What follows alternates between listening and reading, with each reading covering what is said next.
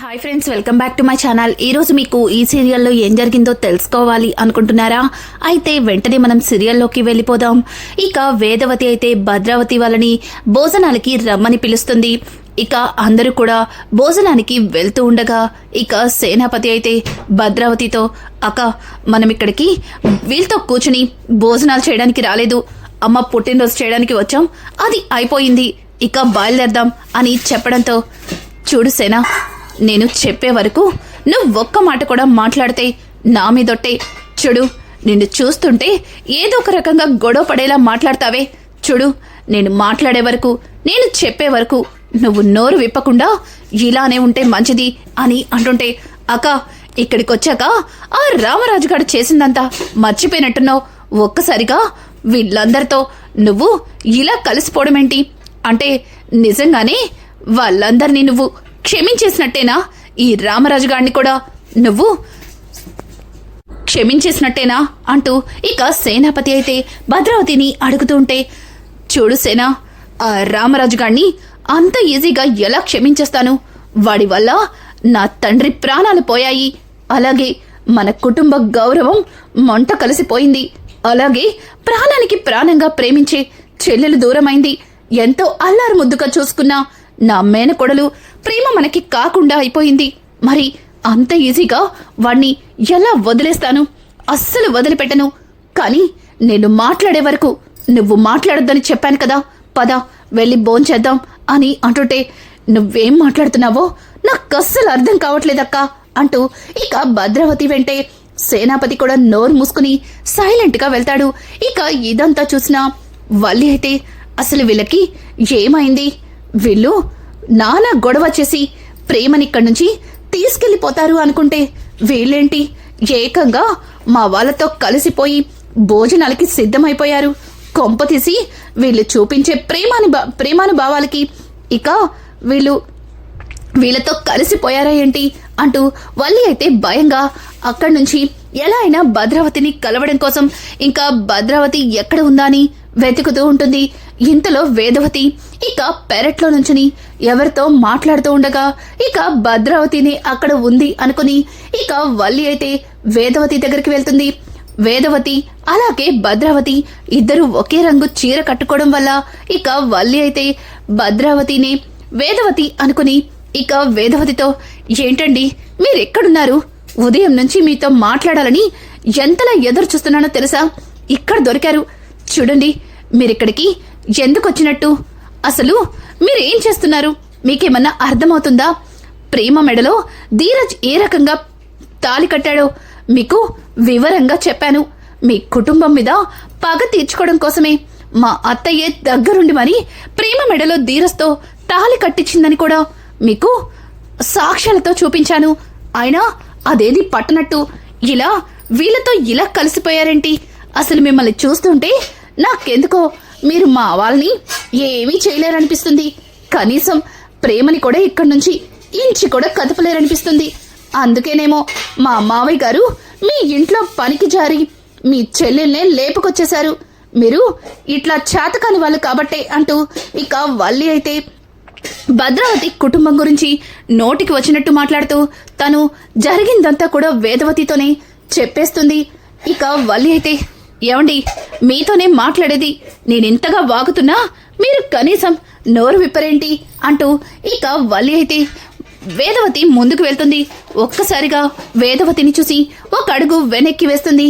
ఇక వేదవతి అయితే కోపంతో రగిలిపోతూ వల్లి చెంప పగలకొడుతుంది. ఇక వల్లి అయితే, అది అత్తయ్యగారండి, మరేమోనండి అని అంటుంటే, ఏయ్ నిన్ను ఇంతవరకు ఏదో అనుకున్నాను, కానీ నువ్వు ఇంకా తప్పుల మీద తప్పులు చేస్తూనే వస్తున్నావు. అంటే మన కుటుంబానికి ఆ కుటుంబానికి నువ్వు చిచ్చు పెట్టడం కోసం ఇంత పెద్ద తప్పు చేస్తావా? పైగా ప్రేమ ధీరస్ల పెళ్లి నేనే దగ్గరుండి చేశానంటావా? పైగా ఆ కుటుంబం మీద పగ తీర్చుకోవడం కోసం ప్రేమని వాళ్ళకి దూరం చేశానంటావా? నిన్ను అంటూ ఇక వేదవతి అయితే వాళ్ళని చడామడా కొడుతుంది. ఒక్కసారిగా పరుగున అక్కడికి నర్మద అలాగే ఇక చందు అయితే వస్తారు. ఇంకా చందు, అమ్మా ఏమైందమ్మా? ఏం జరిగింది? వల్లిని ఎందుకు అలా కొడుతున్నావు? మళ్ళీ ఇది ఏం చేసింది అని అంటుంటే ఇక పక్కన ఉన్న నర్మద, అత్తయ్య అందరూ వచ్చే టైం అయింది, అసలు ఏం జరిగింది? మీరు వల్లి అక్క మీద ఇంత కోపంగా ఎందుకున్నారు అని అంటుంటే ఇక వేదవతి అయితే అటు ఇటు చూసి, అసలు ఇదేం చేసిందో మీకు తెలుసా? ఇది అంటూ చందు వైపు చూసి సైలెంట్ అయిపోతూ, ఇప్పుడు కాదు, ఈ ఫంక్షన్ అయిపోయాక దీని పని చెప్తాను. రేపు పెద్దోడా, అంతవరకు దీన్ని ఆ గదిలోనే ఉండమని చెప్పరా. ఇది గదిలో నుంచి బయటకు వస్తే నేనేం చేస్తానో కూడా నాకే తెలీదు అంటూ ఇక వేదవతి అయితే చందుతో మాట్లాడుతూ ఉంటే, చందు, అమ్మా ఏమైందమ్మా? అసలు వల్లి మీద ఎందుకంత కోపంగా ఉన్నావు? ఖచ్చితంగా ఇది మళ్ళీ ఏదో పని చేసే ఉంటుంది అంటూ ఇక అడుగుతుంటే, రే పెద్దోడా, అంతా తర్వాత మాట్లాడతానని చెప్పాను కదా. మీ నాన్న వస్తున్నారు, ముందు దీన్ని తీసుకెళ్లి ఓ గదిలో ఉండమను. ఇది గదిలో నుంచి బయటకి అడుగు పెడితే 2 కాళ్ళు విరక్కొట్టు. నేను అస్సలు మాట్లాడను అంటూ ఇక వేదవతి అయితే వల్లిని అక్కడి నుంచి ఈడ్చుకెళ్ళమని చందుతో చెప్తుంది. ఇక చందు వల్లిని పట్టుకుని, పద, మళ్ళీ ఏం దిక్కుమాలి పనిచేశావో ఏంటో. అసలు నీ వల్ల నాకు ప్రతి నిమిషం తలనొప్పిగా మారిపోతుంది. నిన్ను భరించడానికి కారణం కేవలం నాన్నని బాధ పెట్టలేకే నిన్ను భరిస్తున్నాను అంటూ ఇక చందు అయితే వల్లిని బలవంతంగా తీసుకెళ్లి గదిలో పెడతాడు. ఇక వల్లి అయితే జరిగిందంతా కూడా తలుచుకుని భయంతో గజగజ వణికిపోతుంది. ఇక చందు డోర్ లాక్ చేసి, చూడు, గదిలో నుంచి బయటకు రావడానికి చూస్తే అమ్మ నిన్ను కాళ్ళు ఇరక్కొట్టమని చెప్పింది, కానీ నేను కాళ్ళు విరక్కొట్టడం కాదు, నేరుగా పుట్టింట్లోనే దింపుతాను అంటూ ఇంకా చందు అయితే వాళ్ళకి గట్టి వార్నింగ్ ఇచ్చి అక్కడి నుంచి పక్కకొస్తాడు. ఇక ఇక్కడ చూస్తే నర్మద అయితే, అత్తయ్య ఏమైంది అత్తయ్య? ఎందుకంత బాధపడుతున్నారు? ఎందుకంత కోప్పడుతున్నారు అని అంటుంటే, నర్మద, ఇంతవరకు ఏ నిజాన్నైతే మనం దాచిపెట్టామో ఆ వల్లి ఆ నిజాన్ని నేరుగా వెళ్ళి అక్క ముందే చెప్పింది. ఇప్పుడు అక్కకి మన ప్రేమ ధీరస్లకి పెళ్లి ఎలా జరిగిందో అంతా తెలిసిపోయింది.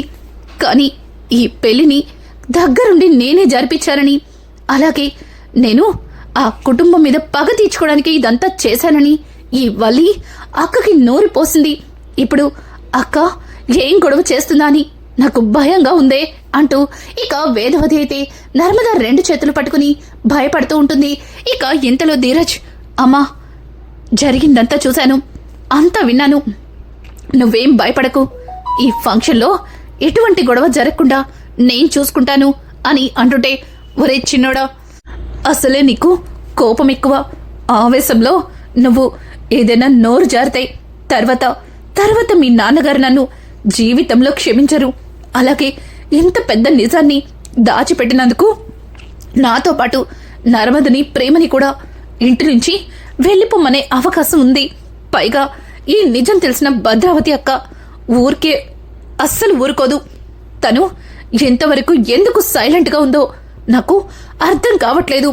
ఒకవేళ ఫంక్షన్ పూర్తయినాక ఈ విషయం గురించి మాట్లాడాలనుకుంటుందేమో అంటూ ఇక వేదవతి అయితే ధీరస్తో చెప్తుంటే, ఇంకా ధీరస్, అమ్మా నేను చెప్తున్నాను కదా, ఇదంతా నేను చూసుకుంటానని అని అంటూ ఉంటే ఇక పక్కన ఉన్న నర్మద అయితే, అత్తయ్య ధీరస్తో పాటు నేను కూడా ఉన్నాను కదా, ఫంక్షన్లో ఎటువంటి గొడవ జరగకుండా నేను చూసుకుంటాను.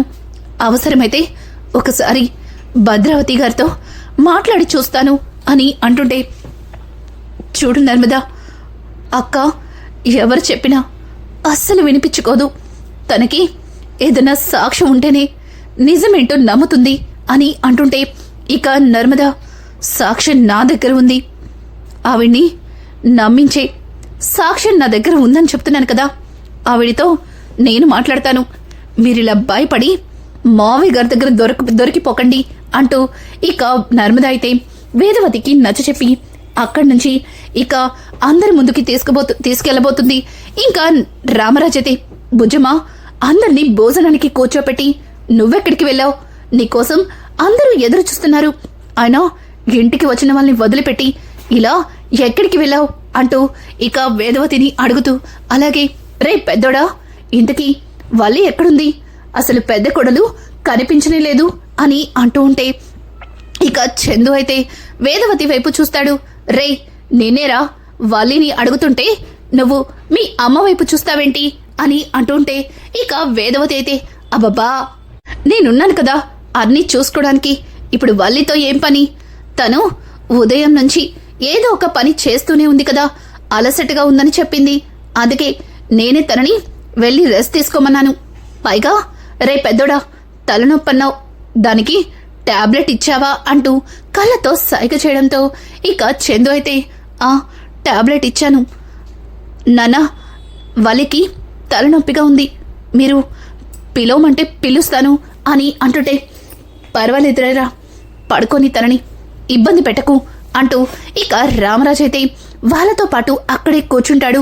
ఇక పక్కన కూర్చున్న రామరాజుని చూసి భద్రావతి పక్కన ఉన్న వాళ్ళ అమ్మతో అమ్మా రామరాజుని కూడా వచ్చి మనతో భోంచేయమని చెప్పు అని చెప్పడంతో ఒక్కసారిగా శారదాంబ ఇక భద్రావతి మాటలకి షాక్ అయిపోతుంది. భద్రా నువ్వేనేలా చెప్పేది అని అంటుంటే అవునమ్మా నేనే చెప్తున్నాను, ఎంతైనా తను మనింటి అల్లుడే కదా అంటూ ఇక భద్రావతి మాట్లాడిన మాటలకి ఒక్కసారిగా ఇక శారదాంబ అలాగే అక్కడ ఉన్న వాళ్ళందరూ కూడా ఆశ్చర్యపోతారు. కానీ వేదవతి ఎక్కడ రామరాజుని భోజనానికి కూర్చోపెట్టి వాళ్ళందరూ అవమానిస్తారేమోనని భయంతో కంగారు పడిపోతుంది. ఇక వెనక నుంచి నర్మద వేదవతి భుజం మీద చేయి వేసి అత్తయ్య మీరు మనసులో అనుకున్నది ఏదీ జరగదు, ఇకపై మీ అక్క భద్రావతి గారు మావయ్య గారి విషయంలో తప్పుడు ఆలోచనలు అస్సలు చెయ్యరు అంటూ ఇక నర్మద అయితే వేదవతితో చెప్తుంటే ఒక్కసారిగా వేదవతి షాక్ అయిపోతుంది. ఏంటే ఏం మాట్లాడుతున్నావే అని అంటుంటే నేను చెప్తున్నాను కదా మీరు ముందు భోజనం వడ్డించరండి అంటూ ఇంకా నర్మద అయితే వేదవతితో చెప్పడంతో ఇక రామరాజు నేరుగా వెళ్లి సేనాపతి పక్కన కూర్చుంటాడు. ఒక్కసారిగా సేనాపతి రామరాజుని చూసి అక్క ఏంటిది పోనోడి పక్కన కూర్చుని నేను భోంచేయడమేంటి అని అంటుంటే ఇక భద్రావతి సేనా ఏం మాట్లాడుతున్నావు? రామరాజు మన చెల్లెలి భర్త, తను మన ఇంటి అల్లుడు, ఇంటి అల్లుడిని గౌరవించాలే తప్ప ఇలా నలుగురిలో అవమానించకూడదు.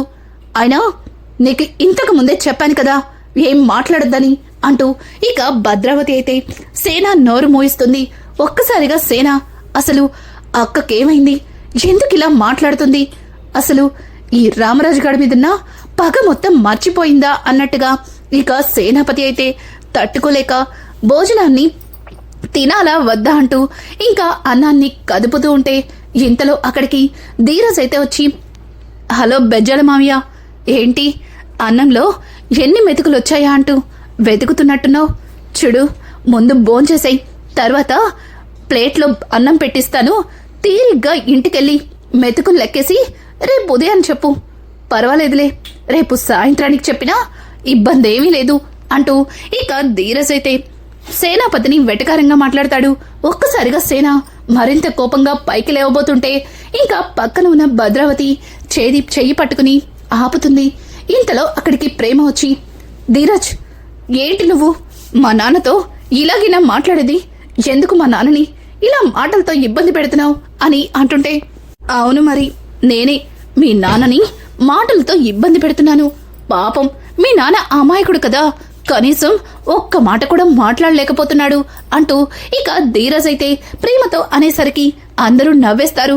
ఇంకా వల్లి అయితే కిటికీలో నుంచి బయటికి చూస్తూ అబ్బా వీళ్ళకి దొరికిపోతే దొరికిపోయాను, కానీ ఈ భద్రావతి చేసే గొడవ కోసం ఎదురు చూస్తున్నాను, ఎప్పుడెప్పుడు ఈవిడ గొడవ చేస్తుందా, ఎప్పుడెప్పుడు మావయ్య గారు అందరినీ కలిపి ఇంటి నుంచి బయటికి గెంటేస్తారా అని ఎదురు చూస్తున్నాను అంటూ ఇక వల్లి అయితే కోపంతో రగిలిపోతుంది. ఇక ఇది ఇలా ఉండగా వేదవతి అయితే నర్మద చుట్టూ తిరుగుతుంది. ఇక నర్మద అయితే అత్తయ్య ఏమైంది, నా మీద ఎంత ప్రేముంటే మాత్రం ఇలా అందరి ముందు ఇలా చుట్టూ తిరగాల, ఇప్పటికే మీ అబ్బాయిని కొంగు కట్టేసుకున్నానని అందరూ అనుకుంటున్నారు, ఇప్పుడు మిమ్మల్ని కూడా నా చుట్టూ తిప్పుకుంటున్నానని మళ్ళీ నన్ను తప్పుగా అనుకుంటారు అంటూ ఇక నర్మద అయితే వేదవతితో మాట్లాడుతుంటే ఒసై గవర్నమెంట్ కోడలా, నేను నీ చుట్టూ తిరగడానికి కారణం అది కాదు. అసలు నువ్వు అక్కకేం చెప్పావు? అక్కెందుకు అంత కూల్గా ఉంది? నువ్వేదో మ్యాజిక్ చేశావే, నాకు తెలుసు, చెప్తావా లేదా అంటూ ఇక భద్రావతి అయితే నర్మదని అడగడంతో ఇక నర్మద వేదవతితో చెప్తాను, జరిగిందంతా చెప్తాను. భద్రావతి గారు, వల్లి చెప్పిన మాటల్లో ఎంత నిజముందో ఎంత అబద్ధముందో తెలీదు గాని వల్లి చెప్పిన మాటల్లో పూర్తిగా నిజం లేదని ఆవిడ అర్థం చేసుకుంది. పైగా ఆవిడ మన ప్రేమ గడప దాటి బయటికి వెళ్ళడానికి కారణమేంటో కూడా ఎంక్వైరీ చేసింది. ఆ విషయాల గురించి మాట్లాడుతున్నప్పుడే నేను కూడా అక్కడే ఉన్నాను. ఆవిడికి తెలియకుండా జరిగిందంతా విన్నాను. అప్పుడే నాకు కూడా ఒక క్లారిటీ వచ్చింది. ఈవిడ ఈ విషయం గురించి నలుగురిలో ఎటువంటి గొడవ చేయదని అర్థమైంది. ఇక ఆవిడతో మాట్లాడాల్సిన అవసరం లేకపోయింది అని చెప్పడంతో, అవునా, నువ్వు చెప్పేది నిజంగా నిజమా అంటూ ఇక వేదవతి అయితే నర్మదని గట్టిగా హత్తుకుంటుంది. ఇంకా రానున్న ఎపిసోడ్స్ అయితే మరింత ఇంట్రెస్టింగ్ గా మారబోతున్నాయి. ఈ వీడియో మీకు నచ్చినట్టయితే లైక్ చేసి సబ్స్క్రైబ్ చేయడం మాత్రం మర్చిపోకండి. Thanks for watching.